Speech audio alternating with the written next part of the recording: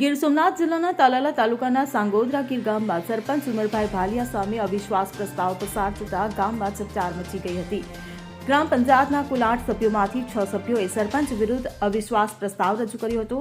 સભ્યોએ સરપંચ સામે ગંભીર આરોપો મૂક્યા હતા. તેમાં વિકાસના કાબૂમાં ભ્રષ્ટાચાર અને ગેરરીતિઓ, સમયસર ગ્રામસભા ન બોલાવી, ગ્રામજનો સાથે અયોગ્ય વર્તન અને હોટલ ધારકો પાસેથી વેરા વસૂલાતમાં બેદરકારીનો સમાવેશ થાય છે. તાલુકા પંચાયતના વિસ્તરણ અધિકારી જગદીશભાઈ વાજાની હાજરીમાં યોજાયેલી ખાસ સામાન્ય સભામાં 7 સભ્યો હાજર રહ્યા હતા. તેમાંથી 6 સભ્યોએ અવિશ્વાસની તરફેણમાં મતદાન કરતા પ્રસ્તાવ મંજૂર થયો હતો.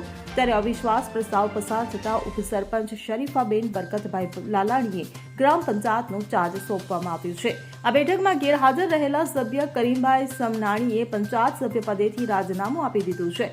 નવા સરપંચની પેટા ચૂંટણી યોજાય નહીં ત્યાં સુધી શરીફાબેન લાલાણી ગ્રામ પંચાયતનું સંચાલન કરશે. Bureau report CN24 news. હવે જુઓ દેશ દુનિયાની તમામ ખબરો તમારી આંગળીના ટેરવે.